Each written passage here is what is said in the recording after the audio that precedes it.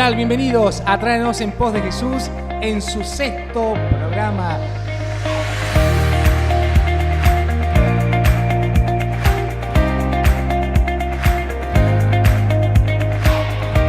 Quien les habla, Daniel Montaño. Me acompaña mi hermano Gabriel Montaño. ¿Cómo estás, Gabriel? Hola, Daniel. Bueno, es, como te dije, un gusto, un placer, un privilegio servir al Señor de esta manera, por supuesto, con esa seriedad que debe ser y con la prudencia y con esa carga que tenemos realmente en nuestros lomos de poder hablar la verdad, pero hacerlo con toda la guía del Espíritu Santo. Amén. Es una forma también de sacudir, de espabilar a la iglesia para que despierte y para que tenga bien en claro cuáles son las bases centrales de una vida cristiana, de una vida en iglesia. Hoy vamos a continuar entonces con la temática pasada, que nos quedó un saldo importantísimo. Sí, me parece que bueno, fue un poco cruel el tiempo al limitarnos tanto y tener nosotros ese desafío de querer decir tanto en tan poco tiempo. Pero bueno, en este programa va a servir como para ampliar un poco los conceptos que ya mencionamos y ir específicamente a otras citas puntuales que tenemos que marcar. Bien, perfecto. Vamos a una cortina y empezamos con todo.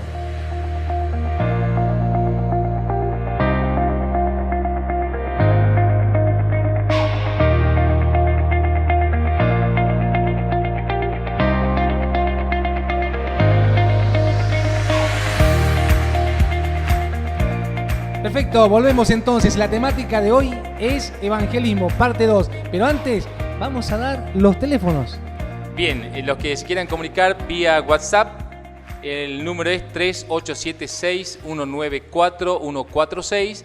Ya saben que también pueden seguir nuestras enseñanzas a través de la página web www.ibg.com.ar o escribirnos mail a la siguiente dirección ibg.salta@gmail.com. Ya han tomado nota los oyentes y esperamos entonces los mensajes, los mails y las consultas. La temática de evangelismo es tan amplia, pero está tan mal desarrollada en todos los niveles, y siempre apuntamos nosotros a nuestra zona, al norte de Argentina, pero también me atrevo a decir que en gran parte del país se ha desarrollado de una mala manera, y si bien tenemos una historia de cómo llegó el protestantismo, el evangelismo acá a Salta, al norte con los misioneros y en fin, hay cosas que se han dejado muy pero muy en el tintero y que no se han terminado de desarrollar y han llevado básicamente a una cefalía en este tema. Sí, pienso que probablemente hayamos tratado de ablandar el mensaje para no incomodar a las personas. Pero bueno, hay que decirlo, el mensaje es incómodo. Cuando hablamos de evangelismo, es un mensaje incómodo para las personas, justamente tenemos que decirlo, las personas, o sea, llegamos nosotros a ser cristianos a raíz de que otras personas, por causa del mensaje, expusieron su vida a la muerte. Entonces, quizás en el desarrollo del tiempo, qué sé yo, de la forma en la que fue evolucionando la sociedad, hizo también de que el mensaje vaya perdiendo esa incomodidad a fin de que sea un poco más condescendiente con el incrédulo, no incomodarlo tanto, hacer del mensaje algo más emocional, algo más sentimental, que pueda aceptar a Cristo más por sentimiento que por convicción de pecado.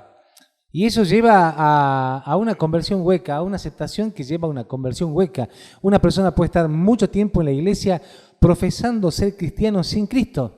Hoy día justo hablábamos de ateos cristianos, o sea, personas que van a la iglesia, que participan, pero que no tienen su fe puesta en el Señor Jesús. Y eso es por causa de un evangelismo mal trazado en sus vidas.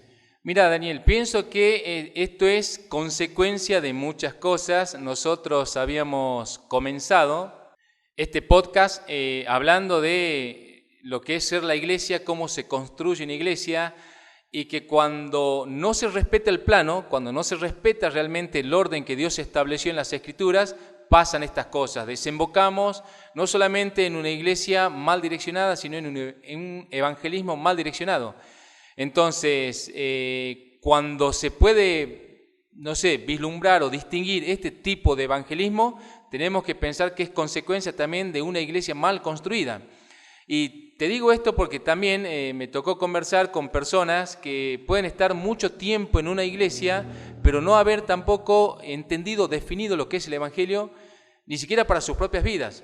Y también a veces con la intención de querer predicarlo y de querer llevar un mensaje a las personas, pero sin tener el eje central de ese mensaje. Sí, hay muchos que se escudan en la conversión de Pablo, que Pablo vio a Cristo Jesús y al momento ya comenzó a predicar. Pero Pablo era un hombre con conocimiento. O sea, entendamos que Pablo tenía un conocimiento tal de las Escrituras que no le costó mucho en realidad hacerla. O sea, la conversión fue una conversión porque fue grande, es un testimonio importante, pero el conocimiento solamente tuvo que encajar las piezas y listo. Sí, pero vio a Cristo Jesús. Exactamente, bueno, eso es importante, vio a Cristo Jesús. Sí, Claro. vio a Cristo Jesús. Mira lo que le falta entonces a todos esos audaces que quieren. Claro, o sea, bueno, no vamos a dar pie con esto a las visiones y a las apariciones. Yo soy un poco reacio a eso, quiero tener mucho cuidado con eso, pero a Pablo se le apareció Cristo Jesús. ¿Por qué? Porque él también iba a ser apóstol y complementar el trabajo hacia los gentiles, cosa que no les tocaba a los apóstoles que estaban en Jerusalén. Bueno, ese es otro tema. Es otro tema que ya lo vamos a desarrollar en algún tiempo. Hay mucha construcción provisoria y precaria en el evangelismo. Hay muchos que son precarios y provisorios. Estábamos viendo, la construcción de una avenida donde se traza una ruta provisoria hasta que se termina de construir. Pero imagínate que esa ruta provisoria queda para siempre. Claro. Entonces es algo provisorio, hecho fuera de plano para comenzar lo nuevo que nunca se termina. Y así está el evangelismo en Salta. Bueno, vos debes haber escuchado la frase provisoria para siempre, Bueno, porque nos esa es gusta, una constante. somos ese tipo de arquitecto a veces, cuidado, somos ese tipo de Exactamente. arquitecto, porque en casa decimos, se rompe algo en casa y decimos, bueno, lo reparo así nomás, provisorio, y cuando vemos que funciona decimos, bueno, que quede. Y va quedando un par de meses, un par de años, bueno. Quizás también pasa eso en la iglesia, hacemos algo provisorio y va quedando para siempre, pero bueno, un poco la intención de hablar de evangelismo en este sexto programa es ampliar los conceptos que ya habíamos vertido en el mensaje anterior. Ampliar los conceptos y saber a dónde se dirige el evangelismo. He visto mucho evangelismo social que apunta a dar algo a las personas, pero eso queda solamente en darle algo. Le entregan un arroz, un fideo y un folleto. Eso no es evangelismo. También está el evangelismo sensacionalista, el que lleva a las personas de alguna manera pictórica o ilustrativa, a querer que se convierta, que tampoco es evangelismo. Pero Gabriel, decime vos, ¿cuál es la estructura central del mensaje del evangelio? Bueno, el mensaje del evangelio tiene un eje central, y ese eje central es la obra expiatoria de Cristo en la cruz. Jamás deberíamos perder de vista este eje central con todo su trasfondo, con todo su contexto y con toda su dirección. Y a lo que me refiero es, Pablo aborda a la predicación del evangelio desde la cruz de Cristo. Él dice, me propuse no saber otra cosa entre los gentiles, entre los griegos, entre los judíos, sino a Cristo y a dice puntualmente él, crucificado, mostrando de que la predicación del evangelio necesariamente tiene que hablar o abordar la obra de Cristo en la cruz con su trasfondo, con su dirección y con su efecto. En algún momento se perdió todo eso. Se perdió porque se perdió la lectura de la Biblia y la comprensión de la misma. Esto va acompañado de un evangelismo precario, un evangelismo provisorio, con textos fuera de contextos, con textos que no respaldan el evangelismo, pero sí respaldan cosas que están por fuera del evangelismo. Mira, Daniel, esta cita de 1 Corintios 15, Bien, versículo leamos, 1 la estamos buscando. en adelante, es una cita que de acuerdo a los comentaristas es como la base de la predicación del evangelio, porque hasta ese tiempo, cuando se escribe 1 Corintios, no se habían escrito los evangelios. No existía ni Mateo, ni Marcos, Claro, ni tremenda Lucas. noticia. Claro, entonces Tremenda información. Cuando Pablo escribe esta porción de la carta, esto se toma, dice luego más adelante, como la base de la predicación del evangelio. Y vos fíjate que él comienza diciéndole a los creyentes de la iglesia en Corinto de la siguiente manera. Le dice, versículo 1, además les declaro, hermanos, el evangelio que les he predicado, el cual también recibieron, en el cual también perseveran, por el cual asimismo, si retienen la palabra que les he predicado, son salvados. si no creyeron en vano. Y el versículo 3 es importante porque dice, porque primeramente, ¿sí?, lo primero que les he enseñado, lo que asimismo recibí, dice él, que Cristo murió por nuestros pecados conforme a las Escrituras. Y esto es importante marcarlo. ¿Por qué? Exactamente, totalmente. Porque Cristo está cumpliendo con las profecías del Antiguo Testamento. Él no es que está muriendo por una pasión personal, porque decidió hacerlo de manera emocional, no, sino respetando el plan soberano de Dios trazado desde la antigüedad. Bueno, entonces Pablo dice, Cristo murió por nuestros pecados y esto es en conformidad a lo que dijeron los profetas, ¿sí? Y a todas las profecías. Todas, de forma absoluta, todas las profecías. O sea, Jesús vino para cumplir ese plan antes determinado por Dios, y el versículo 4 dice, bueno, fue sepultado, ¿qué más? Resucitó al tercer día conforme a las Escrituras, todo es conforme a las Escrituras, y apareció a Cefas, y después a los 12, después apareció a más de 500 hermanos a la vez, de los cuales muchos viven aún y otros ya duermen. Entonces, esta cita nos marca básicamente el eje central de la predicación del Evangelio. Si decimos, si una persona, un creyente, realmente con un corazón sincero, dice, quiero ser evangelista, quiero ir a predicar el Evangelio, tiene que saber que el mensaje que está llevando es la obra expiatoria de Cristo. Y para poder vertir ese mensaje, tiene que entender ese mensaje, tiene que entender la obra de Cristo, tiene que entender el contexto, tiene que ver cuál es la dirección del mensaje, hacia dónde va y cuáles son los efectos que tiene que lograr ese mensaje.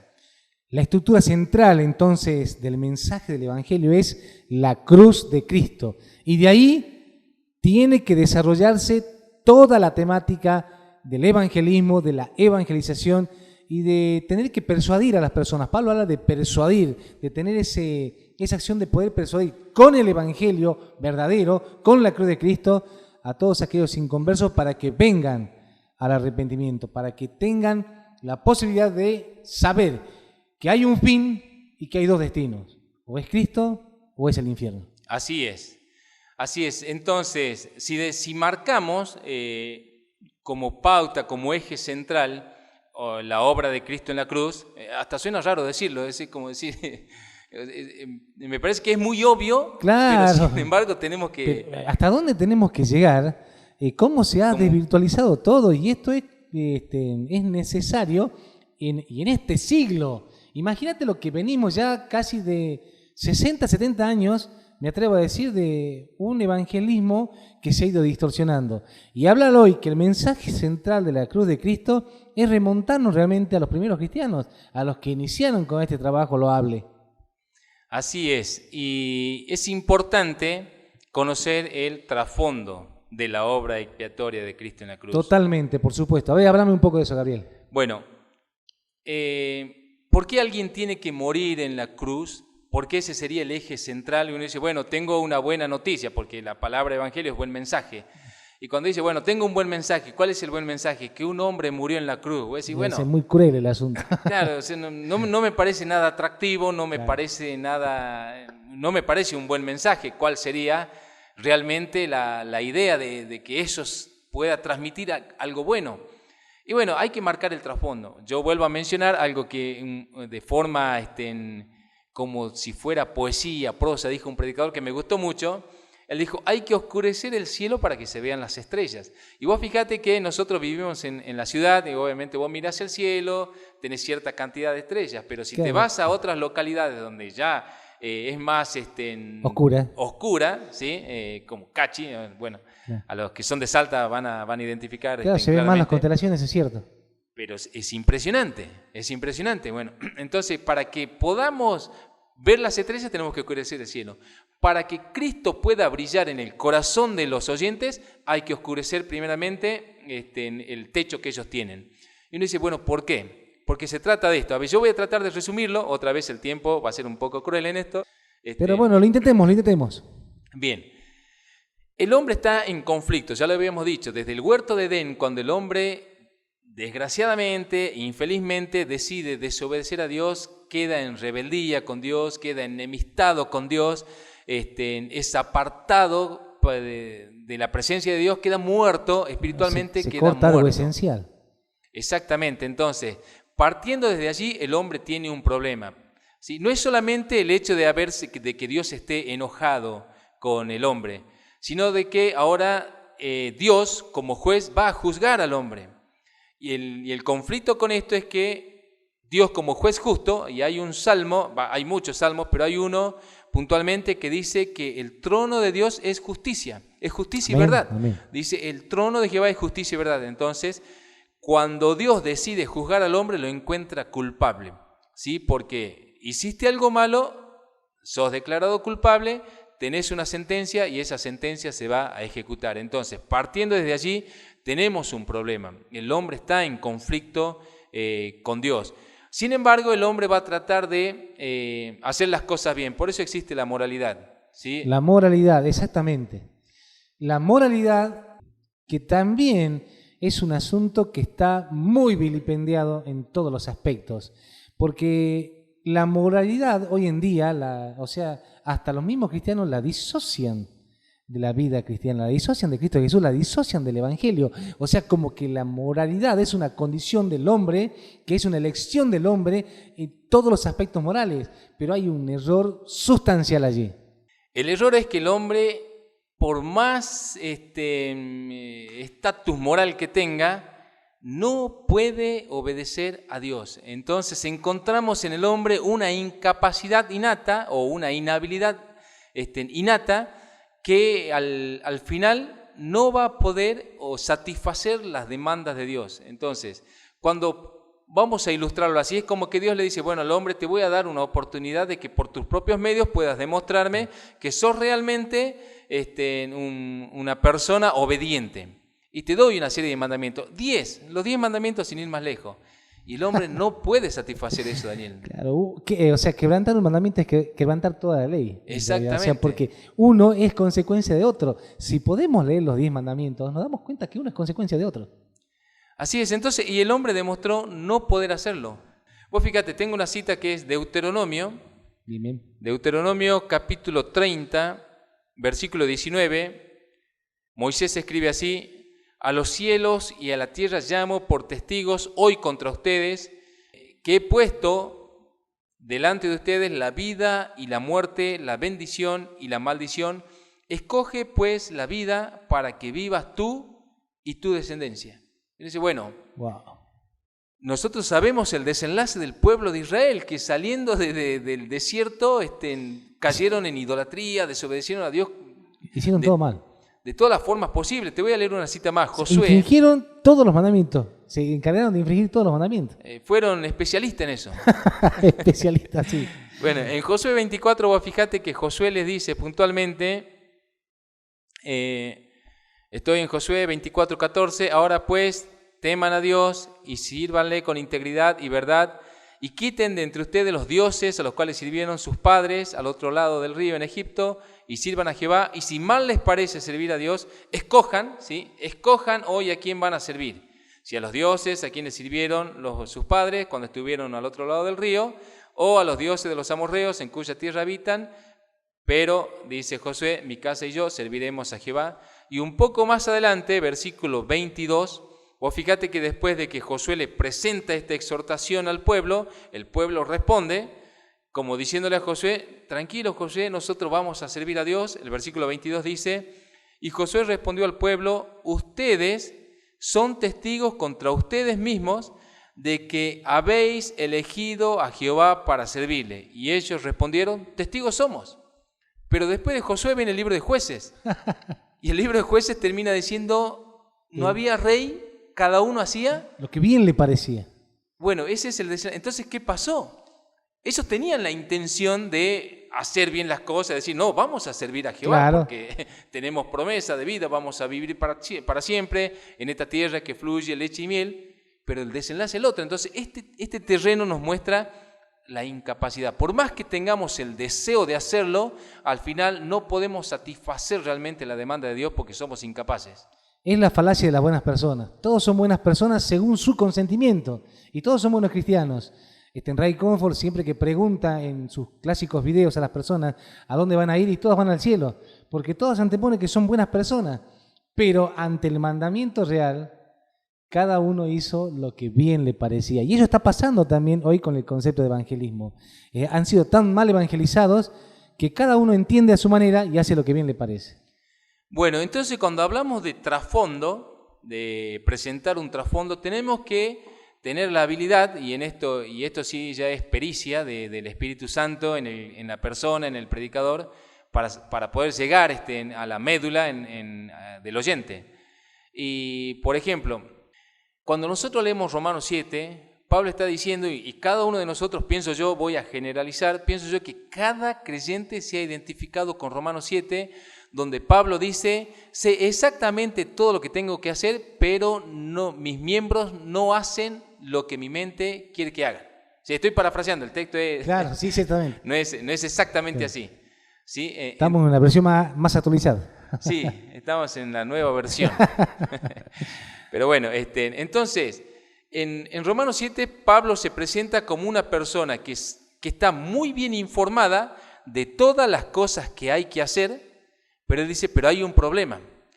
Hay una rebelión interna en mí que me lleva a hacer lo contrario de lo que mi conciencia dice que tengo que hacer. Ahora, Daniel, entre nosotros nos identificamos con este texto. Por supuesto, claro que sí. Entonces, hemos pasado por esa parte del valle donde uno dice, wow, o sea, no es una cuestión de información, es una cuestión de regeneración. Exactamente. Entonces, y ahí voy a hacer como un paréntesis. El problema con la religión es que la religión te informa muy bien de las cosas que tenés que hacer y de las que no tenés que hacer.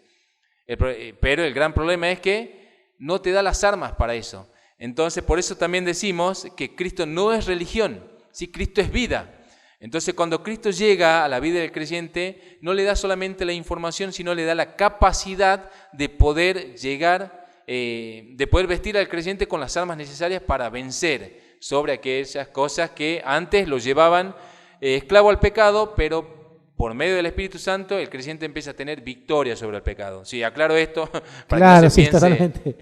La regeneración de las personas que creen es como un hombre 2.0, Claro, que ha iniciado su vida nuevamente a través de la regeneración, que no es un concepto humano, sino es una posición espiritual dada por Cristo Jesús. Así es. Entonces, ese sería el trasfondo, un poco marcar la inhabilidad, ¿sí? e incapacidad que tiene el hombre para acercarse por medios propios a Dios. Por más, entonces repito, de forma ultra resumida, por más que al hombre se le informen todas las cosas que tiene que hacer, no puede hacerlas, no puede satisfacerlas porque no hay capacidad. Al fin y al cabo va a terminar cediendo y rebelándose contra aquellas cosas que él sabe que no tiene que hacer. Esto es sumamente importante y es para anotarlo realmente. Tenemos un trasfondo que habla de la condenación, de la muerte, que somos culpables en el juicio, que somos muertos al pecado, pero que a través de la vida abundante de Cristo Jesús somos regenerados.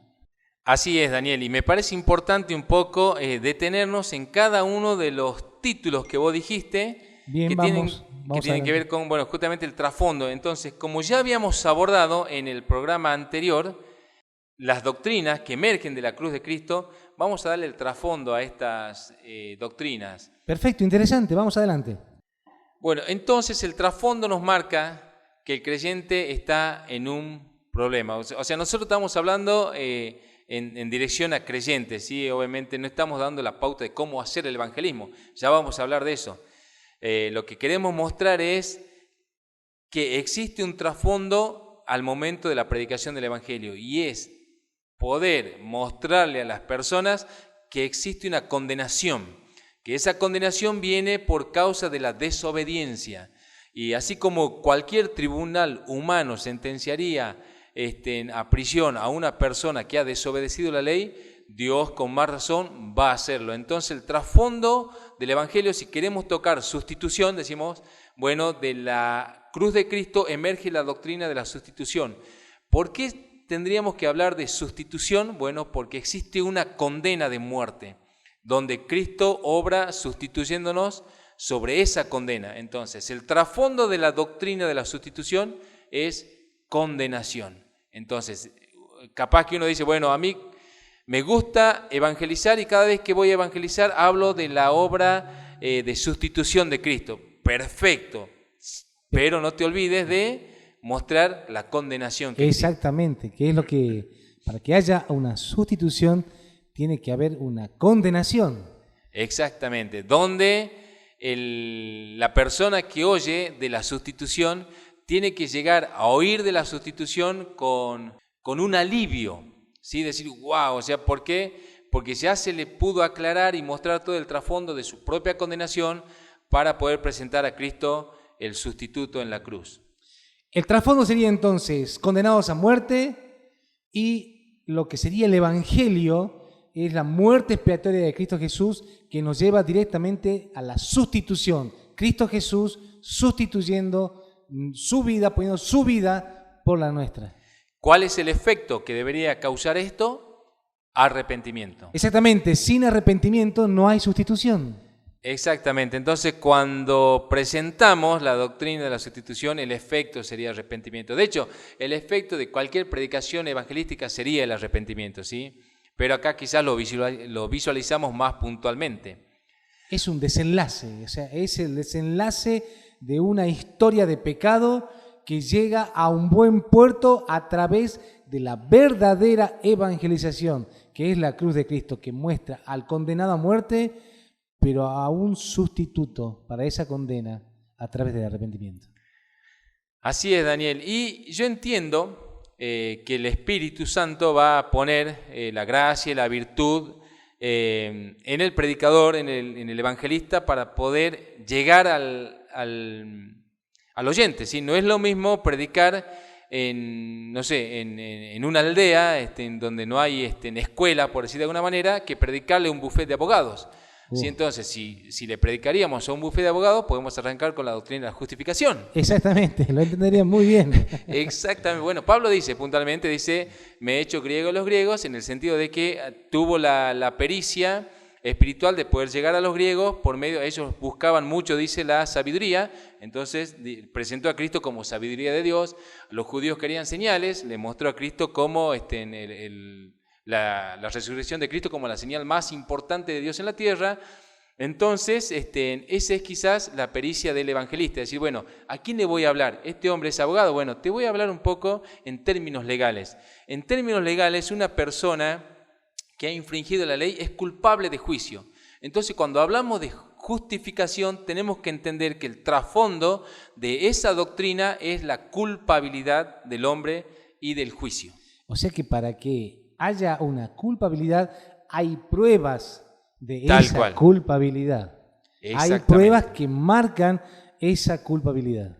Bueno, entonces, poner al oyente frente a esa condición de decir, bueno, sos culpable ante un tribunal celestial donde no hay alegatos que puedan valer porque no hay ni estrategias humanas ni nada que pueda convencer al juez, estás en problema.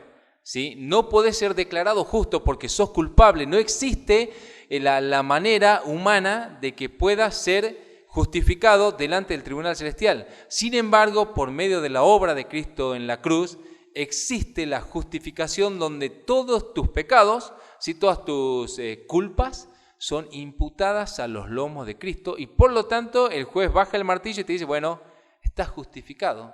Porque todo lo que vos hiciste fue traspuesto, fue trasladado a los lomos de otro. Y esto causa un desenlace, esto debe causar un cambio en las personas. Ese cambio, ¿cómo se llama? Sería conversión. Sería Converge. conversión. Sí, exactamente. Gira, da la vuelta. Es que te das cuenta, o sea, no estamos diciendo que debería ser una sensación, sino que es una realidad. ¿Por qué? Porque entré al tribunal siendo culpable y salgo del tribunal sin culpa. Voy a decir, bueno, ¿qué pasó? Cristo pasó al medio.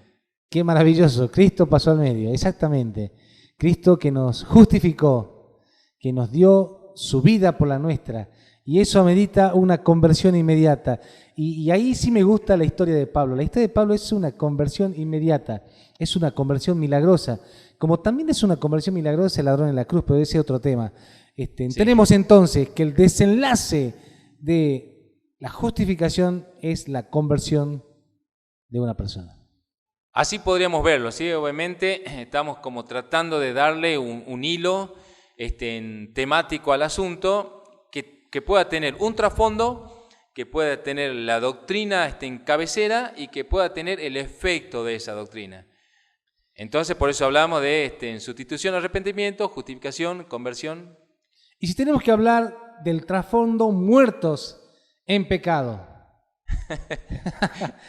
Muertos en pecado ya, porque tenemos la condena a muerte, culpable en el juicio y muerto. O sea, ya ha hecho la sentencia básicamente. Tenemos un juicio, la condena y la sentencia.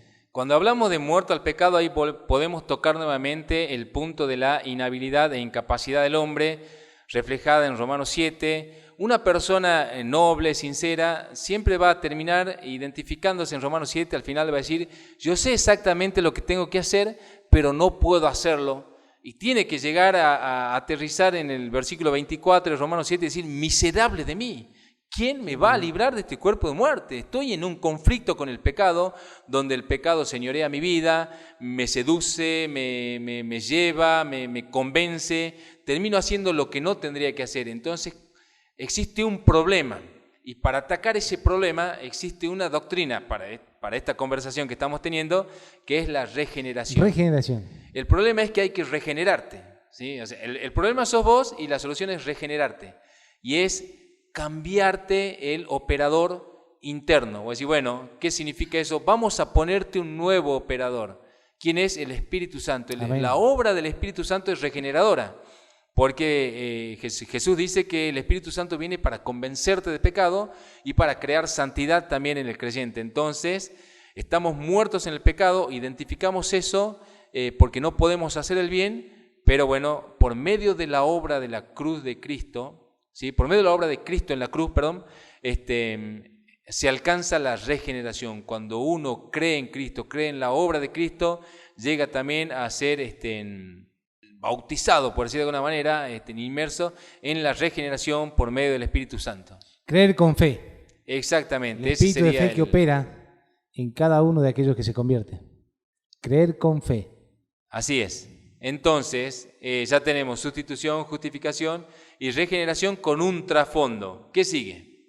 Bien, el otro trasfondo es inmundos de pecado. Inmundos de pecado. O sea, la mancha, completa del hombre es su pecado en la mancha, pero lo que resulta de esa mancha es la inmundicia, lo que hiede. Exactamente. Bueno, vamos a ilustrarlo así. Es que, haced de cuenta que vos naciste, ¿bien? Que naciste grande, ¿sí? Para no pasar por todo el periodo de la infancia. Como Adán. Claro, naciste grande como Adán y te damos un traje blanco, completamente blanco, la camisa impecable de blanco, la corbata, claro, el moño, lo que vos quieras, el saco, los zapatos. No voy a comer salsa ese día. ¿Cómo? No voy a comer salsa ese día, digo. No vas a comer salsa, pero te vas a adentrar a una mina de carbón. Uy.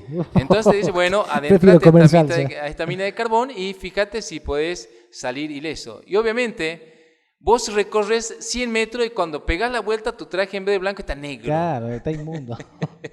Bueno, Daniel, nosotros nacemos, bien, aunque David dice que nosotros fuimos formados en pecado, bueno, cuando nacemos no tenemos idea de esas cosas, pero en la medida que vamos creciendo, nace de cuenta que se nos dio un traje blanco, pero nosotros nos hemos encargado de llenar de manchas sucias y malolientes a ese traje. Entonces, cuando llegamos a esa condición, decimos, estamos inmundos, malolientes, sucios. Claro, a la luz de la verdad, todas las obras son redarguidas, son expuestas. Y la exposición del pecado es justamente lo que hace que la persona se vea totalmente desechada. Exactamente. Entonces, ahí cuando llega la cruz de Cristo, te das cuenta de que el único que puede limpiarte de toda esa inmundicia es Cristo. Amén. Por eso hablamos de santificación como aquel que te aparta del pecado, que te separa, ¿sí? Que traza una línea y dice, ya no más de esta inmundicia, ahora vas a vivir dentro de lo que es la vida en Cristo, completamente en santidad. Hay una entrega total del ser Así a través es. de la santificación. El desenlace sería una oración de entrega. Así Una es, oración de Daniel. entrega, pero una oración real, que el hombre llega a esta condición y ora al Señor dándose cuenta de qué realmente pasó en su vida, de que su vida está cambiando a través de la santificación, que Cristo Jesús lo sustituyó en la cruz, lo justificó, lo regeneró y ahora lo santificó. Y todo esto por el creer con fe. Así es, Daniel. ¿A cuál pasamos? Bien, trasfondo. Y uno peor que otro. Esclavos del pecado. Esclavos del pecado. Y esto Pablo en sus cartas habla de una manera muy, muy clara. Esclavos del pecado. Bueno, esclavo del pecado es el trasfondo de la doctrina de la redención. ¿Sí? Entonces, bueno, si un evangelista dice, bueno, quiero, arde mi corazón por predicar el evangelio y quiero hablarle a la gente de la redención, bueno, tiene que pintar el cielo de color esclavos del pecado, ¿sí? tiene que hacerlo de esa manera. Ese es el trasfondo para que pueda realmente aterrizar en la cruz de Cristo mostrando la redención de las personas. Entonces decimos que hay redención porque existió el trasfondo de esclavitud al pecado. Vos fíjate que me acuerdo que cuando hacíamos evangelismo estuvimos a un pelito de comprar una de esas bolas de acero que sabían ponerle a los presos de antes. Claro, el grillete con... El grillete con, bueno, el grillete. No sé exactamente, porque había muchos tipos de grillete, pero estuvimos a punto de comprarlo. El problema es que el envío, por causa de que la pelota de acero era tan pesada, nos costaba una barbaridad. Así que, pero ¿por qué queríamos hacer esto? Para poder ilustrar un poco lo que significa estar en esclavitud con algo. Entonces queríamos llegar a las personas con esa imagen. Te pongo un grillete con una pelota de acero que pesa, no sé, 25 o 30 kilos, y te digo, viví tranquilo todos los días. Va a llegar un momento que se te hace pesadísimo. Claro, te cansás. Te cansás de llevarlo de aquí para allá, de transportarlo. Entonces te muestra, digamos, una esclavitud y al mismo tiempo muestra una necesidad de querer librarte de eso. Es decir, bueno, no tengo la llave, esta cadena es durísima, he probado de cortarla de muchas maneras, no puedo hacerlo. Hasta que realmente cuando llegamos a Cristo en la cruz, vemos que Él en esa cruz también está ejecutando una redención de todos sus hijos, de todos los creyentes, de la esclavitud del pecado. Al morir Él, está cortando esa cadena, quitándote ese grillete para que puedas realmente experimentar la libertad, ¿sí? Libertad del pecado y nueva esclavitud en Cristo. Exactamente, pero una esclavitud que no tiene nada que ver con la esclavitud humana. Una libertad, o sea, es una comparativa un poco chocante hablar de libertad en Cristo Jesús y hablar de esclavitud, pero es que esa es la genuina libertad, esa es la genuina paz. ¿Cuál sería el desenlace de esto? El desenlace de la redención es escapar de la ira. Amén, ¿sí? Porque amén. la esclavitud del pecado tiene condenación. ¿sí? Me gusta la historia del peregrino, donde el peregrino está escapando de la ciudad de destrucción. Claro, de la ira venidera. Exactamente, ese es el punto, ese sería el desenlace, escapar de la ira venidera. Trasfondo, enemistados con Dios, es lo que es el principio de la creación del hombre, es la enemistad de Dios en el huerto de Edén, donde Dios se separa del hombre a través de la desobediencia, enemistados con Dios. Así es, el hombre desobedece y queda enemistado con Dios, y eso es triste. Enemistado es el antónimo de amigo, ¿sí? Exactamente. Entonces, si hablamos de enemistad es porque se rompió la amistad. Qué triste, qué lamentable. Bueno, cuando esto es más fácil de abordarla porque sabemos que por medio de la obra de Cristo se ejecutó esa reconciliación, reconciliación con Dios. Y cuando se hace notar esa reconciliación, vos fíjate, y esto es importante, un detalle que hace poco lo tuve en cuenta porque lo escuché de un predicador, que para hacer notoria lo que era la reconciliación de Dios con los hombres, vos fíjate que en el templo, en el lugar santísimo, nadie podía ingresar, ¿sí? De hecho había una cortina que separaba el lugar santo del lugar santísimo, el velo, el conocido velo, y el velo, el día que Jesús muere en la cruz, se rasga de punta a punta, pero se rasga desde arriba hacia abajo, para que quede claro que no los rasgaron los hombres tenían que haberlos rasgado desde abajo hacia arriba. Exactamente. Y acá se rasga desde arriba hacia abajo, mostrando que es Dios el que quita el velo y quita esa barrera y le dice a los hombres nuevamente, vengan, hay reconciliación, acérquense nuevamente a Dios. Podemos decir que estaríamos en la condición de Abraham, que Dios le llamó amigo. Así es. Estamos enemistados con Dios, hay una reconciliación. Nuestro desenlace sería Vivir en santidad. vivir en santidad. ¿Sí? Vivir en ¿Sabes santidad. por qué? Porque, fue el pecado el que nos llevó a la enemistad con Dios. La santidad es la que, como consecuencia en realidad de ser amigo de Dios, tenemos que vivir en santidad. Hijos de ira, ese es el trasfondo, el último, hijos de ira. Hijos de ira es el trasfondo de la doctrina de la propiciación, ¿sí? Entonces habíamos hablado de que la propiciación muestra la ira de un rey, ¿sí? Enemistado y que quiere tomar venganza de su enemigo, de su propio enemigo. Vos sabés que estuve leyendo un poco también, es la historia, yo había graficado, había tratado de traer al oyente una historia, pero es la historia de Joab también, del general del rey David. Del rey David, sí. Que cuando una persona, mira, se me fue el nombre, lo estaba pensando, se me fue el nombre. Bueno, hay una persona puntual que se rebela contra David y huye a una ciudad, y bueno, va Joab hasta esa ciudad, y en la ciudad es algo así como Meola, me acuerdo de esa palabra, porque hay una mujer que Joab llega hasta esa ciudad y dice, vamos a arrasar con esta ciudad, porque claro, acá sí. está escondido esta persona enemiga del reino, y una mujer desde arriba le dice, no hagan daño a la ciudad, díganme quién es la persona, y ellos le dicen, es fulano de tal, y él dice, nosotros te vamos a tirar la cabeza desde el muro. Entonces, cuando tiran la cabeza desde el muro, Joab siente que toda esa ira que tenía de venganza está saciada, ¿sí? Esa es la propiciación. Esa es la propiciación que lo vemos claramente con Cristo. Entonces, esto va a sonar un poco chocante, pero es así, Daniel. Dios está airado con el hombre, Dios está enojado con el hombre. Todos los días. Todos los días. Entonces, cada vez que Dios mira la tierra, por decir de alguna manera, mira con esa cara de enojo, ¿sí? ¿Por qué? Porque ve a un sinfín de personas desobedientes, rebeldes, enemigos, chocantes, enemistados, que quieren permanecer en la desobediencia. Entonces Dios tiene que hacer algo. Entonces, para aplacar esa ira de Dios, Cristo en la cruz genera esa propiciación, entregando su cuerpo, derramando su sangre para ser propicio, ¿sí?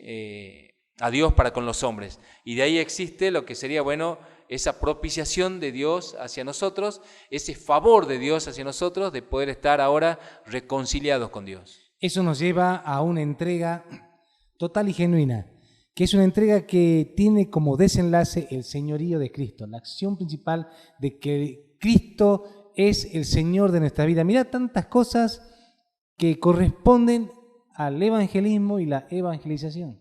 Exactamente. Entonces, un poco lo que queremos vertir son algunas pautas a manera de, de caminos que puede tener el evangelista con cierta claridad, decir, voy a evangelizar primeramente a quién, a dónde, a qué lugar, poder identificar eso. No es lo mismo hablarle a los políticos que hablarle a las personas pobres de un barrio. Exactamente. ¿Sí? A los políticos les podemos hablar de cómo Dios va a juzgar al corrupción. ladrón. De la corrupción, totalmente.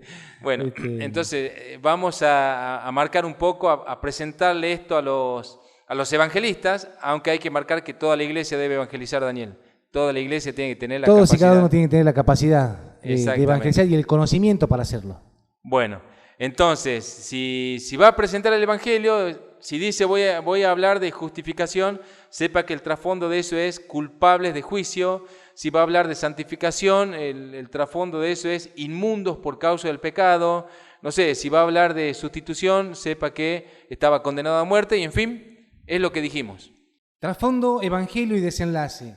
Los puntos principales que nos deben llevar a la predicación del evangelio para que esto sea genuino. Decíamos cuando comenzábamos el programa que la gran problemática a nivel nacional y sobre todo acá a nivel norteño es que se ha evangelizado desde un mal contexto, presentando el evangelio que no es evangelio, sino que es un sana-sana.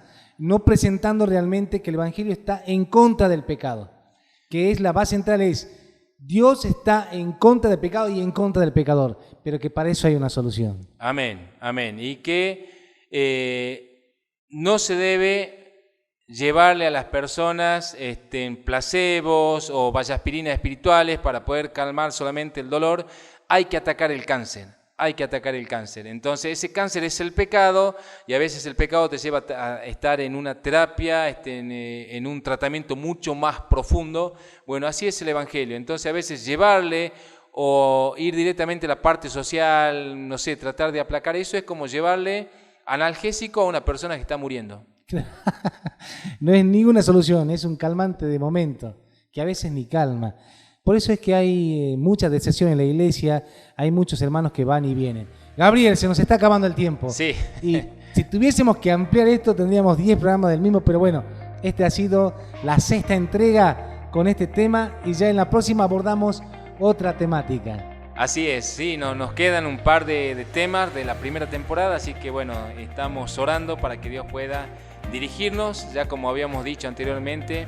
Él es el productor, el director de este programa. Amén. Gracias a todos los oyentes y tenemos un saludo para la Iglesia Bíblica en Rosario de Lerma. Son muchos, los conocemos, no los vamos a nombrar porque nos vamos a olvidar de alguien y después nos van a decir por qué no nombraste. Así que a todos los hermanos de Rosario de Lerma, un fuerte abrazo cálido, gracias por escucharnos. Amén, amén.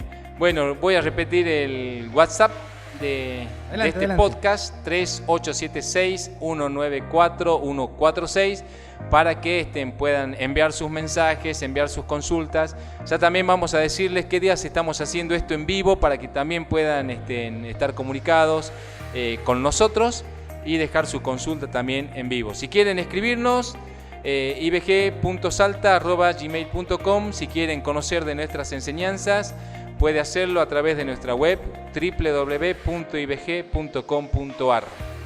Amén, no deje de llamar, no deje de escribir, no deje de consultar. Nos vamos, Gabriel. Será hasta la próxima entrega. Hasta la próxima. Muy bien, un saludo para todos.